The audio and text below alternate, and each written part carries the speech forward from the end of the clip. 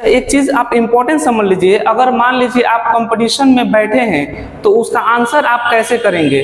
Competition में अगर आप बैठे हैं तो ये जरूरी बिल्कुल नहीं है कि आपको सेंटेंस ट्रांसलेट करना आना चाहिए, ये बिल्कुल जरूरी नहीं है। आप बिना ट्रांसलेशन जाने भी सेंटेंस का आंसर आप दे सकते हैं कि कहां पर गलत है। यानी 95% सेंटेंसेस को बिना ट्रांसलेट किए आप बता सकते हैं कि सेंटेंसेस में गलती कहां है। सिर्फ और सिर्फ 5% ऐसे क्वेश्चंस होते हैं जिनको आपको ट्रांसलेट करना होता है, तब जाके उसका आंसर फाइंड आउट हो पाता है। तो इन सेंटेंसेस को पहले आप ध्यान से देखिए और कोशिश करिए कि इन सेंटेंसेस को आप खुद से ट्रांसलेट करिए, खुद से इसको सॉल्व करिए कि इसमें क्या ग्रामेटिकल एरर है। आइए वन बाय वन करके हम लोग डिस्कस करते हैं कि कौन से सेंटेंस में क्या ग्रामेटिकल एरर है।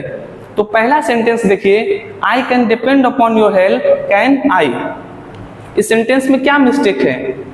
इस सेंटेंस को ट्रांसलेट करने का बिल्कुल भी जरूरत नहीं है, बस आपको ग्रामर आना चाहिए। तो ध्यान दीजिए इसमें ग्रामर क्या है। ये सेंटेंस टैग क्वेश्चन का है। किसका है? Tag question. इसमें होता क्या है, जो हेल्पिंग वर्ब यहाँ है वही हेल्पिंग वर्ब यहाँ होना चाहिए। अगर इसमें नॉट नहीं है तो इसमें नॉट होना चाहिए, और जो सब्जेक्ट यहाँ है और वही सब्जेक्ट यहाँ भी होना चाहिए। तो क्या यहाँ पर नॉट है? नहीं है, तो यहाँ पे नॉट होना चाहिए। यानी इस पॉइंट में हमारा एरर है, यानी यहाँ पर कैन आई की जगह पर कांट आई होना चाहिए, यानी कैन नॉट आई होना चाहिए। कैन नॉट आई, जिसको हम लोग कांट आई लिखते हैं, आपके एग्जाम में इसी तरीके से वो देगा। तो क्या इसको हमें ट्रांसलेट करने की जरूरत पड़ा है? नहीं, बिल्कुल नहीं। अगर यहाँ आई सब्जेक्ट के जगह पे रोहन होता तो यहाँ पर रोहन नहीं लिखेंगे, उसका प्रोनाउन क्या हो जाएगा? ही, तो ही लिखेंगे हम। अगर यहाँ पर रेशमा होता तो यहाँ पर हम लोग शी लिखेंगे। नेक्स्ट समझिए, looking at the disturb condition we had better gone from here. ये बहुत ही इंपॉर्टेंट क्वेश्चन है, एग्जाम में बहुत बार ये क्वेश्चन आया है। ध्यान दीजिए, इसमें क्या है, इन्फिनिटिव का नियम है। हैड बेटर, हैड बेटर का मतलब होता है कोई कार्य करना ज्यादा उचित रहेगा, ज्यादा ठीक रहेगा। देखिए ट्रांसलेट करने का कोई जरूरत नहीं है। हैड बेटर कहता है कि इसके बाद वर्ब फर्स्ट फॉर्म में आना चाहिए, लेकिन कौन से फॉर्म में यहाँ आया है? थर्ड फॉर्म में आया है। यानी ये गॉन किस में बदल जाएगा? यहाँ पर गो होना चाहिए। क्लियर? नेक्स्ट देखिए, nothing has changed since I have left it.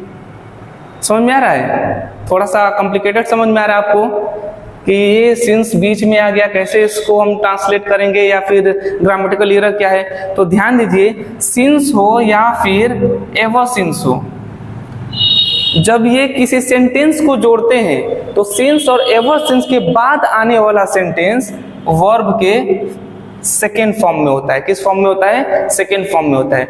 और इससे पहले जो सेंटेंस होता है वो होता है हैज या हैव के साथ वर्ब का थर्ड फॉर्म। तो देखिए, सिंस के बाद क्या है? आई हैव लेफ्ट इट, तो यहां पर हैव नहीं होगा, since I left it second form होना चाहिए। क्लियर? समझ में आया? नेक्स्ट देखिए, I made him to apologize for his rudeness. कोई ट्रांसलेशन की जरूरत नहीं है, बिल्कुल नहीं जरूरत है। ध्यान दीजिए, मेड हो यानी मेक हो या फिर लेट हो, इनके बाद टू का इस्तेमाल नहीं किया जाता है। यहां से टू आपको हटा देना है, रिमूव टू को यहां से हटा देना है, सेंटेंस सही हो जाएगा। I made him apologise for his rudeness. Next sentence देखिए, when Sachin made his 4th century I watch his inning. कोई ट्रांसलेशन का जरूरत नहीं है, बस आपको ग्रामर थोड़ी सी आनी चाहिए। इस सेंटेंस में क्या मिस्टेक है? बिल्कुल कॉमन, बिल्कुल थोड़ा सा मिस्टेक है। इनिंग, ये इनिंग नहीं होता है, ये क्या होता है? इनिंग्स होता है। सिर्फ एस लगा दीजिए, सेंटेंस सही हो गया। ट्रांसलेट करना पड़ा है? बिल्कुल नहीं। नेक्स्ट देखिए, these poisonous gases will effect our health. क्या एरर है इसमें? इफेक्ट। इफेक्ट क्या है? इफेक्ट एक नाउन है। इफेक्ट का मतलब क्या होता है? प्रभाव। इफेक्ट के जगह पर यहाँ पर अफेक्ट होना चाहिए। अफेक्ट मतलब प्रभावित करना। क्या हो जाएगा? प्रभावित करना। और अफेक्ट क्या है? एक वर्ब है। यहाँ वर्ब की जरूरत है। विल के बाद क्या आएगा? नाउन नहीं, वर्ब आना चाहिए। नाउन तो इधर है ही। समझ में आया? नेक्स्ट देखिए, India has got freedom in 1947। Clear, समझ में आ रहा है? ये खुद ही सेंटेंस कह रहा है कि हम यहाँ पे हैज नहीं लगेंगे, प्रेजेंट परफेक्ट टेंस नहीं है, क्योंकि ये तो पास्ट में बीत चुका है, पास्ट इंडेफिनिट में बनेगा। हैज आप हटा दीजिए, हैज को हटा दीजिए, इंडिया गॉट फ्रीडम इन 1947 हो गया सेंटेंस सही। नेक्स्ट देखिए, he was bent upon two murder him. इसमें क्या मिस्टेक्स आपको समझ में आ रहा है? एक चीज तो आप ये जान लीजिए, प्रीपोजिशन के बाद आईएनजी फॉर्म आता है, यानी जिरंड फॉर्म आता है, ये जिरंड का रूप है। देखिए बेंड, यहाँ क्या इस्तेमाल हुआ है?